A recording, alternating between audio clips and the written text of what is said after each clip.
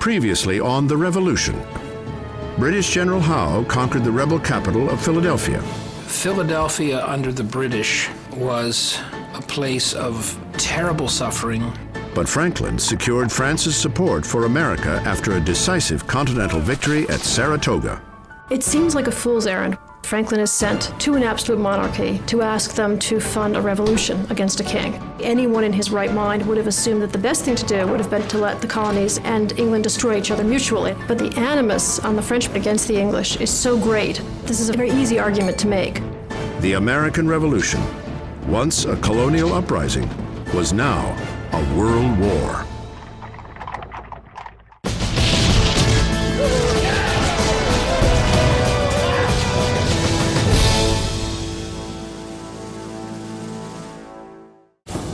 December 17th, 1777, White Marsh, Pennsylvania. A battered Continental Army, or what remains of it, marches north through the driving snow in search of winter quarters. The year's campaigns have taken a heavy toll on the soldiers. Their clothes are tattered, their spirits down. The Commander-in-Chief, George Washington, is feeling the strain as well. 3 months earlier, another American general, Horatio Gates, catapulted himself onto the national scene by defeating the British at Saratoga, New York. The victory has given America a new war hero, one with boundless ambition. Horatio Gates wanted to be commander-in-chief of the American Army. And it goes much beyond that. Whoever was the victorious leader of the revolutionaries would emerge as the leader of a new nation. At the same time that Horatio Gates's stock is on the rise, Washington's is in free fall. At Brandywine, Pennsylvania, the Americans fought the largest engagement of the war so far, and Washington suffered one of his worst losses. 1,000 American soldiers are wounded or killed, and Washington is forced to retreat north into New Jersey. The victory at Brandywine gives the British the prize they were after, the rebel capital, Philadelphia. Independence Hall, the seat of rebel power, now sits empty, a burning reminder of Washington's failures. America's rebel Congress is now a body in exile and have set up a new home 100 miles to the west of Philadelphia in York, Pennsylvania. In the chamber, there are murmurings that George Washington is weak-willed, that the general's poor judgment keeps the Americans from defeating the British. The expectations that civilian leaders had, that Howe's army could be conquered just like that. There were doubters and carping and criticism and Monday morning quarterbacking against what he had done. Revolutionaries like Samuel Adams are calling the abilities of their commander-in-chief into question. Our troops are victorious in the north. The enemy troops are divided and scattered over a country several hundred miles. If we do not beat them this fall, will not the faithful historian record it as our own fault? Samuel Adams. Congress takes action and names Horatio Gates to head the newly created Board of War, a position that gives him a say in American military strategy. This is the low point of George Washington's professional life. Congress begins to lose confidence in him. Gates' followers are pumping up Gates, and the idea is then broached that Gates ought to be the commander-in-chief. But now, Washington, knowing that he's seen as weak, must win big soon to solidify that command.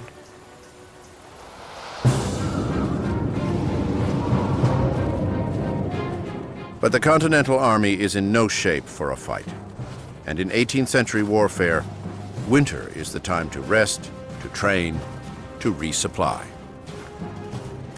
For Washington, now is the time to rebuild his army and his reputation, and do it before the winter is over.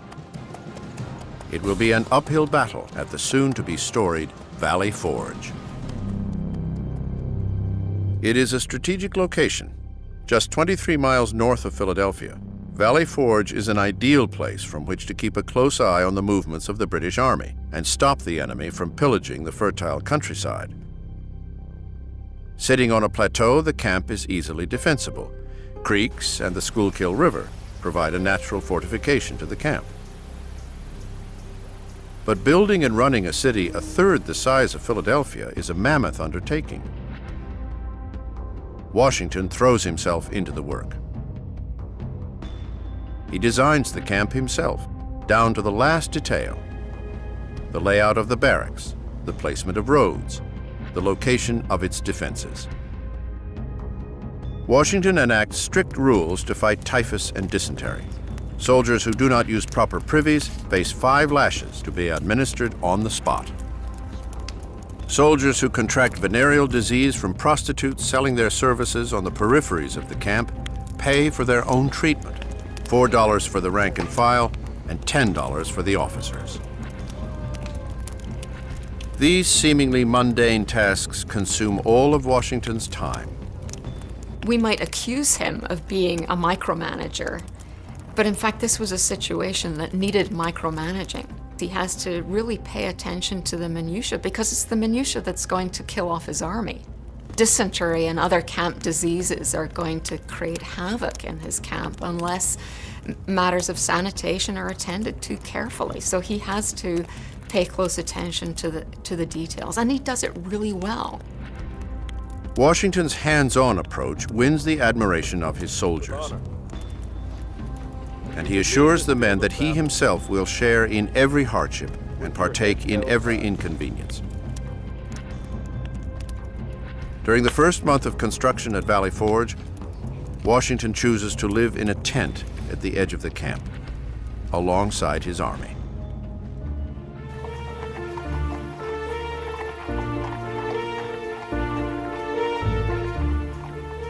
Life in Philadelphia, however, stands in stark contrast. For the British, the winter break from the war brings a return to the creature comforts that status affords. The British Army is very warm and comfortable wherever they want to be, whether it's New York or Philadelphia. They have no problems. Their problem is deciding which tavern to drink at night. The British may have lost at Saratoga, but they hold the rebel capital and are savoring it for all it is worth. Evenings are filled by social gatherings, and each Thursday there is a ball where Philadelphia's high society loyalists mingle with the British officer class. Back at Valley Forge, the temperature hovers around freezing, and many of the soldiers are forced to wrap their feet in rags for lack of shoes.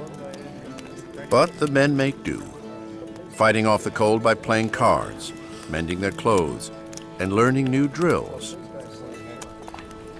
For soldiers like Joseph Hodgkins, the 34-year-old cobbler from Massachusetts, letters from home are a bittersweet reminder of what has been left behind. My dear, I have looked for you till I know not how to look any longer. Monday afternoon I was very low in spirits, almost despair of your coming home. Brother Perkins and sister send their love to you. Your most affectionate companion till death, Sarah.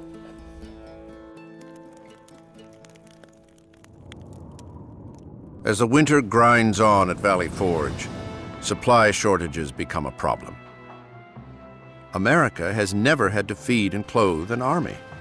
During the 7 Years' War, just a fraction of the soldiers' food came from the colonies. All the rest was shipped across the ocean from England. And since the outset of the war, the congressionally controlled provisioning offices have struggled mightily to supply the army. Supplying the Continental Army was immensely complex. We call it the Continental Army, thinking of it as a national permanent army, a regular army, which it was. But in many ways, it's still organized and paid for locally. Each state was responsible for supplying its own troops, and this creates enormous confusion. In February, the Army supply lines grind to a halt. The staple diet for the soldiers becomes fire cakes, a meager meal made of flour mixed with water into an unappetizing paste that is cooked over an open fire. It is a far cry from the promised daily ration of a pound of beef and a pound of bread. Washington is all too aware of the hardships faced by his soldiers. With his army facing starvation, he throws himself into a writing frenzy, petitioning the states for more food and clothing, pleading to Congress for more power to oversee the supply offices, and imploring local officials to send more aid. But for all his efforts, relief is slow in coming. Washington will need help to turn his army back into a fighting force, and it will come from a most unlikely source. A new arrival in camp, a Prussian who goes by the name of Frederick William Augustus Heinrich Ferdinand, Baron von Steuben.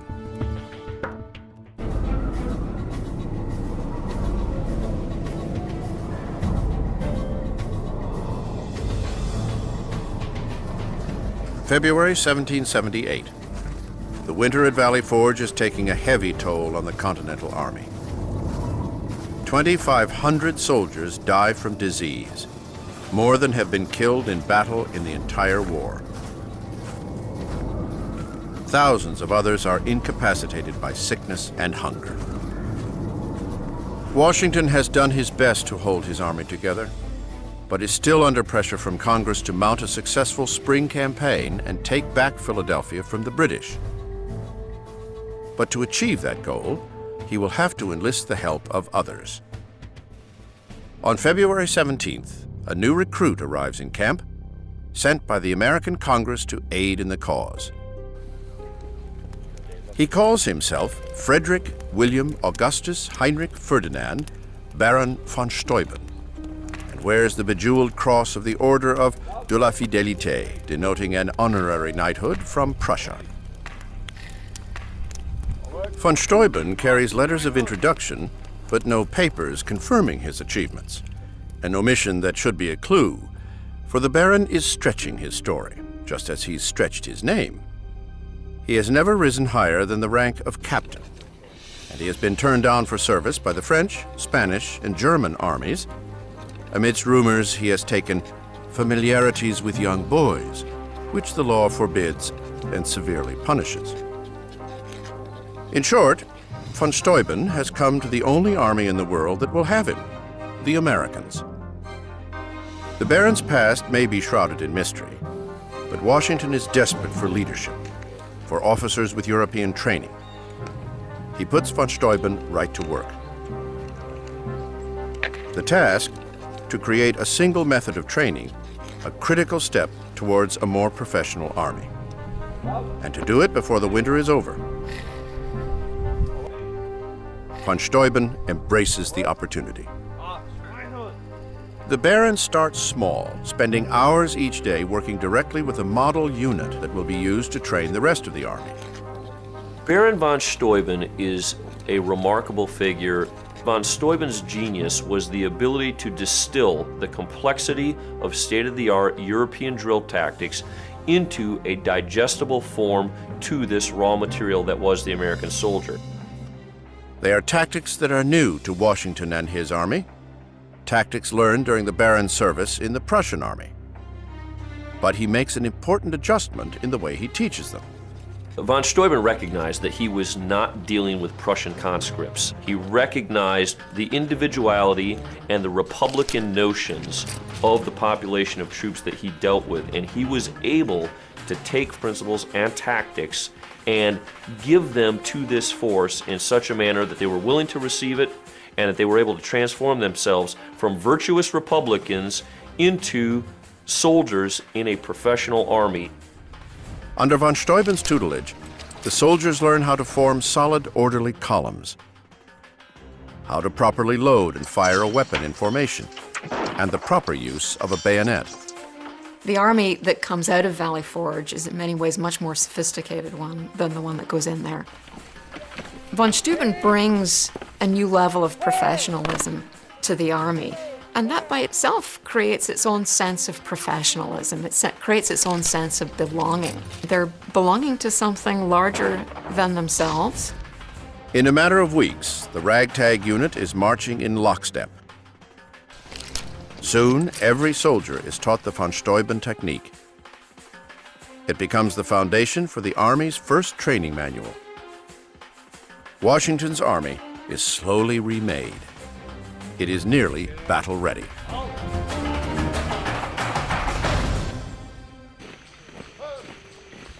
In March, spring finally comes to Valley Forge. The dark months of winter begin to fade away. Yet food shortages have been a recurring problem. For the young General Nathaniel Greene, watching his army go hungry is more than he can bear. At 35, the formidable Greene is a rising star in the army, even though he is an unlikely soldier. Born in Rhode Island, Greene is a successful merchant from a devout Quaker family that loathes war. But he is ambitious and fiercely loyal. When war breaks out, he throws himself behind the Patriot cause. Greene becomes the youngest brigadier general in the Continental Army at age 33. Now he has risen to the rank of major general and is one of Washington's closest confidants, and one of the loudest critics of the Army's failed supply departments. The Quartermaster General, Commissary General, and Clothier General departments are in such a wretched condition that unless there are some very good alterations in those departments, it will be impossible to prosecute another campaign. Our troops are naked, and the men getting sickly in their huts. Nathaniel Greene. Greene's experience as a merchant leads him to take matters into his own hands. He leads foraging parties into the Pennsylvania countryside to round up food and supplies. But the citizens are often unwilling to give up their property, even to an army fighting for their independence. It creates a precarious situation. Washington didn't want to alienate the local civilian population. He did what he could to supply the army, but he wants to protect that relationship with the local community. But desperate times call for desperate measures. When persuasion fails, livestock and grain are occasionally taken at the end of a musket. Greene leaves the scared civilians with the only reimbursement his army is offering, the promise of future payment, an IOU. Greene's efforts impress Washington, who puts him in charge of acquiring supplies for the army. The duty-bound general accepts his assignment as quartermaster, but it is certainly not the commission that he had hoped for. Nobody ever heard of a quartermaster in history. All of you will be immortalizing yourselves in the golden pages of history, while I am confined to a series of drudgeries to pave the way for it. Nathaniel Greene. This is the classic case of a successful general being called back to the Pentagon to be a bureaucrat. And Greene doesn't want that. But on the other hand, it's a sense of Puritan guilt. It's a sense of sacrificing what's good for you, what's good for your country. Greene dispatches foraging parties far and wide, south into Virginia, to the eastern shore of Maryland, and north into New Jersey, rebuilding the supply lines for the army. The efforts of Baron von Steuben and Greene over the winter at Valley Forge have given Washington confidence that he has an army that is now ready to take the fight to the British.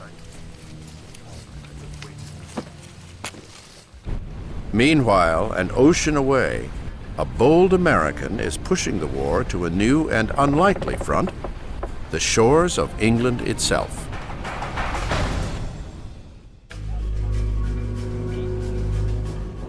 April 1778.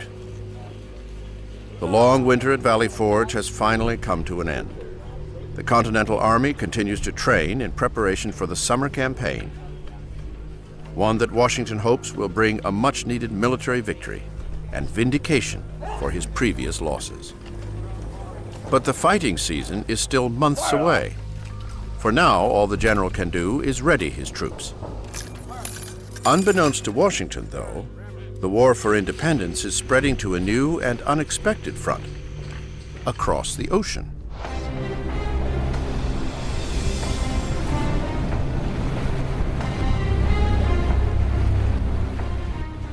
On a chilly spring morning, a lone American ship, the Ranger, cuts through the water off the coast of England. Their target, the port towns along the western coast of Britain. It has been 700 years since anyone has raided these shores. 700 years since a foreigner has rained terror on the inhabitants of the British mainland. The architect of this bold plan? John Paul Jones. At first sight, the 31-year-old Jones is an unlikely captain. He is short in stature and soft in his speech. But the Scottish-born Jones is already a veteran sailor.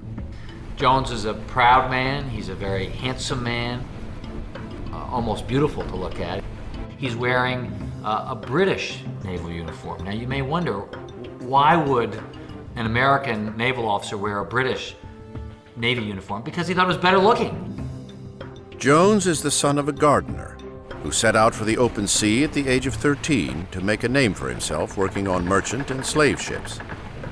Jones casts himself in his own play, and it's a play of upward mobility. This is a notion that's very 20th century, but in the 18th century, it was unusual. In the 18th century, your place in society is defined. That's not the way John Paul Jones wants to see the world. He wants to be a rising figure. He wants to overcome his modest origins and become a gentleman. It takes him just 8 years to reach the rank of captain. But shipboard life is a dangerous business, and at 28 he is forced to flee to Virginia to escape charges of murdering a mutinous crew member. He starts life anew in America, adding the last name Jones to avoid being found, and joins the fledgling Continental Navy in 1775. But what America calls a navy is little more than an awkward flotilla of mismatched merchant ships clumsily converted for battle, a fighting force that could never stand up to the superior power of the British Navy. So the ambitious Jones sets out on his own course. Jones is a military genius, and he has a fundamental insight, which is that we're never going to beat the British by playing some defensive game. The British Navy at this time has more than 100 men of war. The American Navy has none. So they're not going to win some massed naval battle. They have to go guerrilla. John Paul Jones returns to the waters of his youth and in surprise attacks shocks the enemy. Raiding British merchant ships along the Irish coast, burning supply ships along the west coast of Britain, and leading an attack on the port of Whitehaven, the very town Jones set sail from as a young boy. The idea is to terrorize the British people, to show them that the cost of suppressing the American Revolution is going to be high, to take the fight home to the Brits. It is a strategy that has an immediate effect. News of the raids hits London like a thunderclap.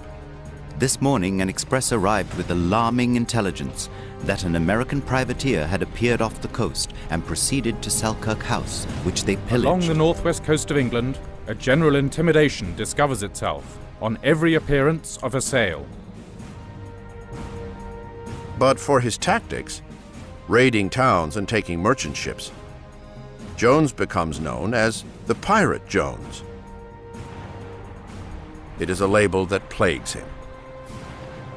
John Paul Jones wants to be seen as an officer and a gentleman, not as a pirate, and it hurts him. In an attempt to prove that he is more than just a pirate, Jones sets his eye on one last goal: taking a British warship. He finds the perfect target anchored off the Irish coast, the Drake. With 20 guns, all 4-pounders, she is a relatively even match to Jones's Ranger. As is his custom, Jones flies the British naval ensign, which allows him to slide close to the enemy ship. And at the last minute, Jones gives the order to fire. The battle is on. The two ships exchange broadsides at close range. 18th century warfare was supposed to be gentlemanly, at least for the gentlemen who fought it. It was almost like a formal dance. At sea, ships, like a minuet and a ball. Jones didn't believe in all that. Jones believed in what today we would call total war. He would put men up in the tops, as they were called, and up the mast on these platforms to blaze away with muskets, with guns. These new tactics give Jones the upper hand. His crew rakes the deck of the Drake with hot grape shot that tears through sails and limbs. And after just 1 hour, the British lower their flag in defeat. Its significance is that no American ship has taken a British ship in a clean, fair fight. And the British Navy considers itself to be so superior to any other navy. So for an American ship to defeat a British ship was a real blow to the Brits, and it told them, what are we getting into here? The Ranger makes a hasty retreat, heading to France, the British Navy in desperate pursuit. For Jones, the mission is a success. What was done is sufficient to show that not all their boasted navy can protect their own coasts, and that the scenes of distress which they have occasioned in America may soon be brought home to their own doors. John Paul Jones. Jones has brought the revolution right to the doorstep of the British. Arriving in France, he becomes the toast of Paris, the ideal of American heroism. Jones's war will continue. The following year, he will lead a modest fleet aboard his new ship, the Bonhomme Richard, winning the greatest American naval battle of the time against the British warship, the Serapis. And years later, for his daring missions, John Paul Jones will become known as the father of the American Navy. Back in America, George Washington prepares to take the fight to the British Army, looking for the battle that will restore his reputation once and for all. May 5th, 1778, Valley Forge. 3 months of drilling have given Washington a new confidence in his army. The efforts of Washington, Nathanael Greene, and Baron von Steuben, whose service has now earned him the position of Inspector General of the Army, have emboldened a force that is now 13,000 strong. Washington's perseverance through the hardship of the winter has held his army together. He is now eager to test the mettle of his soldiers, and the British are about to provide the perfect opportunity.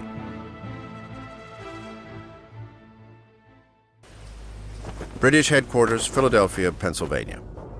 A new commander-in-chief is taking over the British Army, Sir Henry Clinton. His predecessor, William Howe, recalled after the British loss at Saratoga. Clinton arrived in America in 1775 with Howe and General John Burgoyne. Both generals left America in defeat. Now, he is the last one standing. At the time of the American Revolution, positions of command devolved to the next man in the line according to seniority. Promotion was subject, with very few exceptions, to the rigid law of seniority. And in this case, Henry Clinton was the only choice because he was the next most senior officer following the recall of Howe.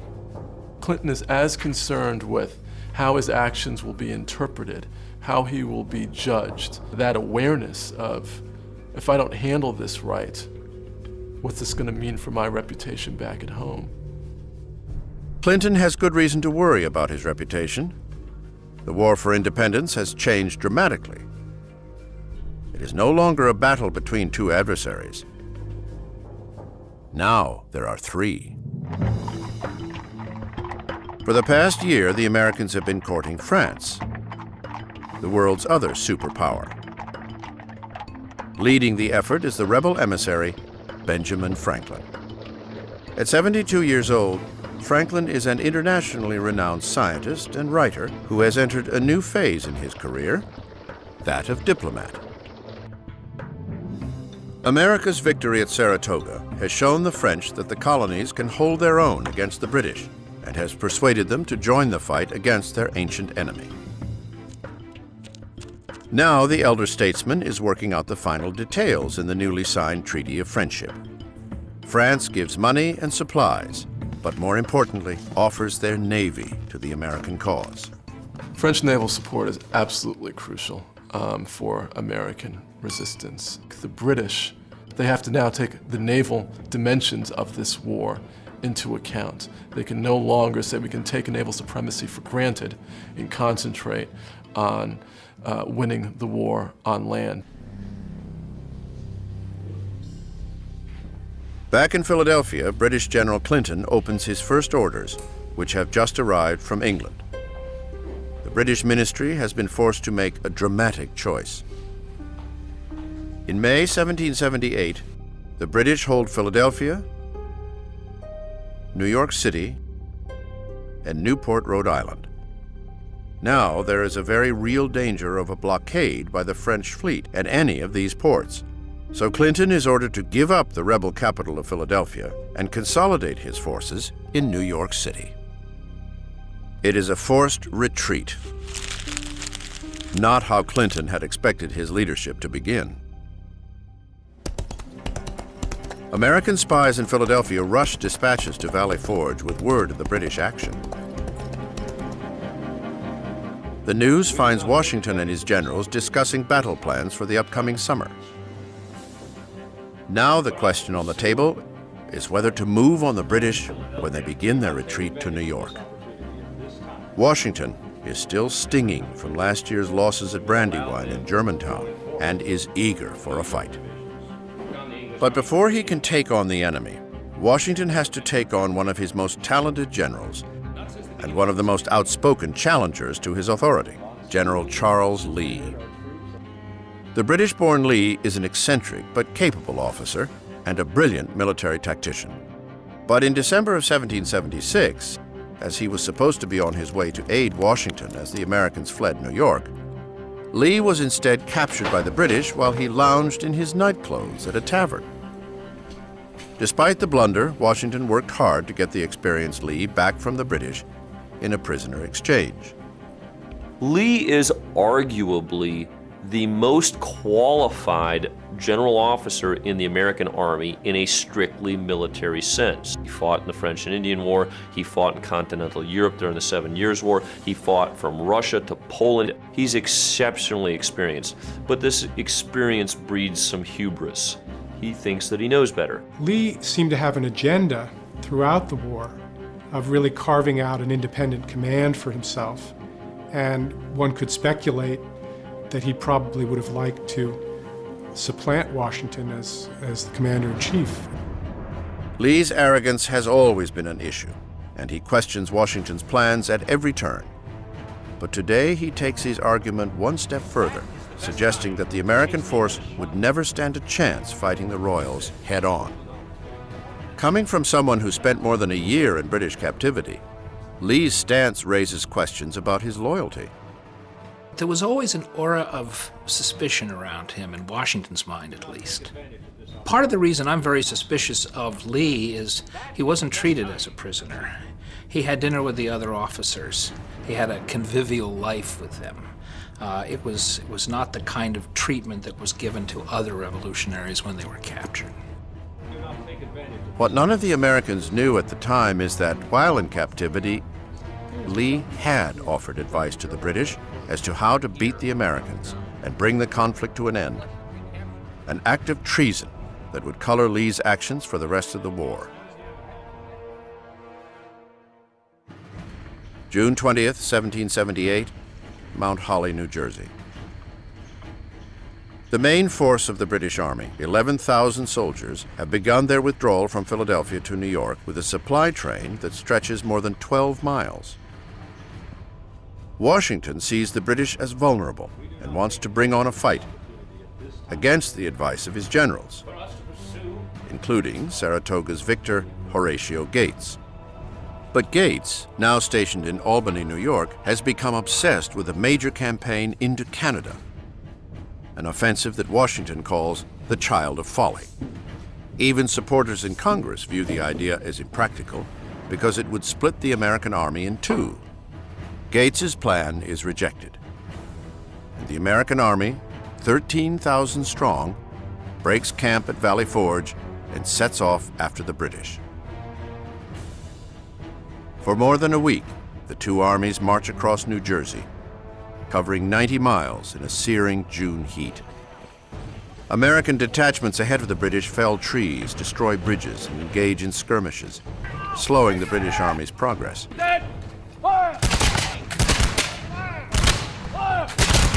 Until finally, Washington sees his opportunity for a full engagement. On the night of June 24th, Washington lays out his battle plan. At the crossroads of Monmouth Courthouse, an advance corps of 5,000 soldiers will move forward and engage the rear of the British Army as they prepare to get underway. Washington, with 7,000 soldiers, will hang behind the advance force. If the British retreat, the Americans will let them go. But if they engage, Washington will move forward and join the fight. In accordance with military etiquette, Washington's senior officer, General Charles Lee, is offered command of the advance force. Lee claims the right to lead the attack because he's inexperienced second in command. Lee didn't turn it down. He took it, which was unfortunate, because Washington had to let him go ahead of the rest of his army. On June 27th, Washington issues the order. Lee will attack the next morning.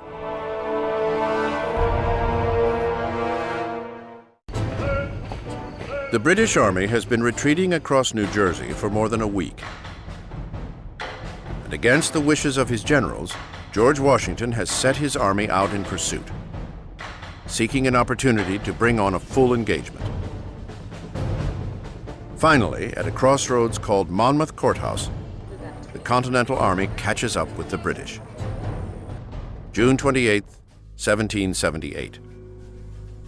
A devastating heat has engulfed the parched fields of eastern New Jersey. In the morning, General Charles Lee's men set off towards the British rear guard at Monmouth. Washington and 7,000 soldiers wait 7 miles behind Lee's troops. The general waits anxiously for word of the offensive, but so far, there has been none. His army has been trained and turned into a new and hard-fighting army, and that army and its commander are now convinced that they can beat any army on the face of the earth, and they are eager for the fight. And that fight comes on one of the hottest days of the war. Different records show that the heat was somewhere between 100 and 104 degrees on the morning of the battle. At noon, the first progress reports come in from Continental soldiers that appear to be in retreat. The news is unbelievable. Lee was not attacking. What was going on here? He had the strength, he had the trained men who knew how to maneuver now. Then all of a sudden he began to retreat when he should have attacked. In fact, Lee had no battle plan. Nothing. He was hopeful of victory somehow. It's obvious to all the men at Monmouth that there is no plan. The men retreat. Furious, Washington rides ahead and encounters General Lee himself. Washington personally rode up and took over and relieved Lee of his command. Nobody accurately knows what Washington said because it was almost sacrilegious to write down when George Washington swore. And whatever he called Lee, it was enough for Lee to get the idea and to get out of there. With Lee reprimanded, Washington turns his attention to a more urgent matter: the British Army, which is fast approaching. But for the British soldiers, marching in 100-degree heat in their full wool uniforms, it is an exhausting advance. We proceeded 5 miles in a road composed of nothing but sand, which scorched through our shoes with intolerable heat. The sun beating on our head with a force scarcely to be conceived in Europe, and not a drop of water to assuage our parching thirst. A number of soldiers were unable to support the fatigue and died on the spot. Lieutenant William Hale. At 1 o'clock, less than half a mile separates the British Army from the Americans. Washington must act fast, rallying the troops on the high ground of the field. Within an hour, the American soldiers have formed their ranks. The British arrive, hot and exhausted from their march, only to face a Continental Army in a strong defensive position. The winter's training at Valley Forge is paying off, and Washington knows it. He then does something astounding. He rides back and forth in front of his lines to rally the troops, putting himself in the line of fire, risking his life as he asked his own men to risk their lives. People who know Washington in the war think that he has a feeling of invincibility because he puts himself in the line of fire so often. He's almost convinced that he can't be killed.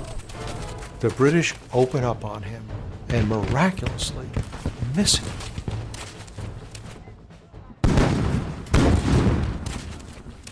The Battle of Monmouth erupts. More than 20,000 soldiers clash in the brutal heat. The fighting rages for hours, long into the summer afternoon. For the men on the field that day, it is some of the most intense combat they have ever seen. The briskest cannonade commenced on both sides that I ever heard. If anything can be called musical when there is so much danger, I think it was the finest music I ever heard. Henry Dearborn.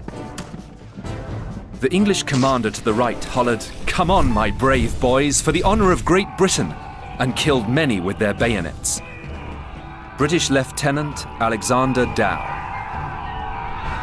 The shattered remains of our battalion suffered from thirst and heat, of which several died. Some preferred the shade of the trees in the direct range of shot to the more horrid tortures of thirst. One of these had his arm shattered to pieces. Lieutenant Hale. The British advance repeatedly, but Washington's men repel each of the assaults. In the thick of the fighting, a young woman named Mary Hayes Macaulay risks her life caring for the wounded and bringing water to the parched American troops. She is just one of the scores of women who take to the battlefields of the Revolution and become known to the soldiers as Molly Pitcher.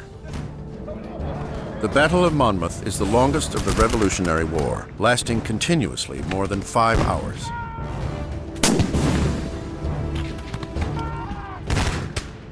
Sunstroke, not musket balls, is the biggest killer on this day. Scores of soldiers on both sides die from the heat. When the smoke had cleared at Monmouth, it was a draw. Washington knew, and the country knew, that this new army that had come out of Valley Forge was a good one. They had held their own against the British. This renews the public's spirit for the war and forever solidifies Washington's position as the unquestioned commander-in-chief.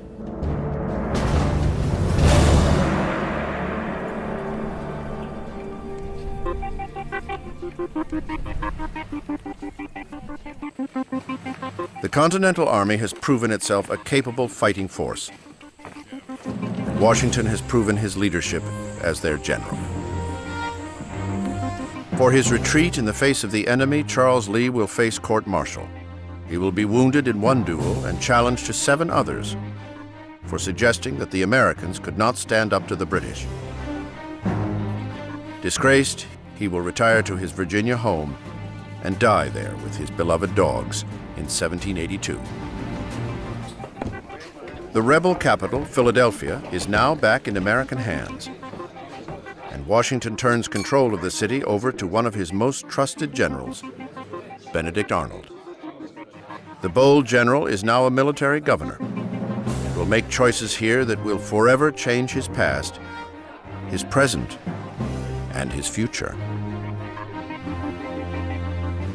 On the field that evening at Monmouth Courthouse, the entire army lay together in exhaustion, and Washington sleeps here on the battlefield with his men. The French Navy is now under sail. Destination, America. Just maybe, the war can be won before the year is out.